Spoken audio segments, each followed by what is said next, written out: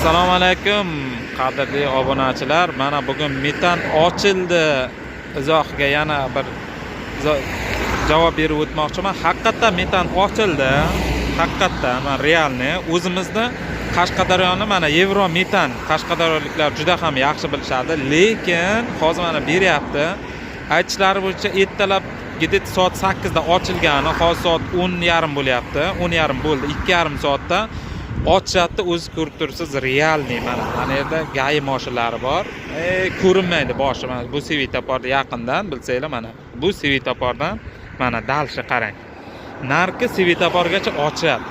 Dalshi. Bu svetofordan narki svetoforgacha endi bilmadim, nechidir kilometr chiqadi. Ochiradi juda ko'p.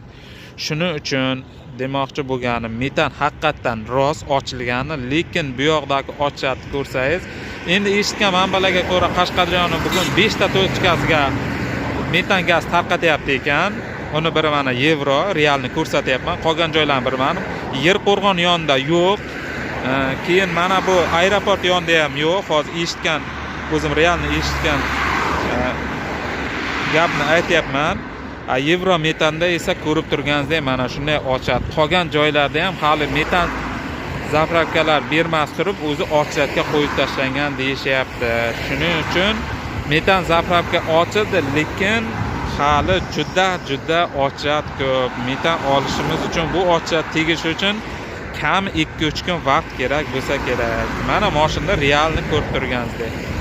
Mana jonli efirda men olyapman. Bu svetofordan mana shu svetoforgacha. Mana shu mashinalar ertalab kelganimiz deyapti. Endi soat 3 dan turib kelganlar ham bor. Kechasi uxlamay kelganlar ham bor. Olgan oldi, olmaganlar esa ochyapti turishdi.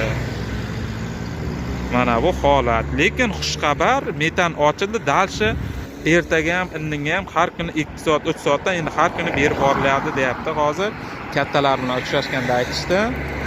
Hozircha xushxabar mana shu. Kanalga like va podpiskani ayamang va fikrlaringizni kommentariyada qoldiring.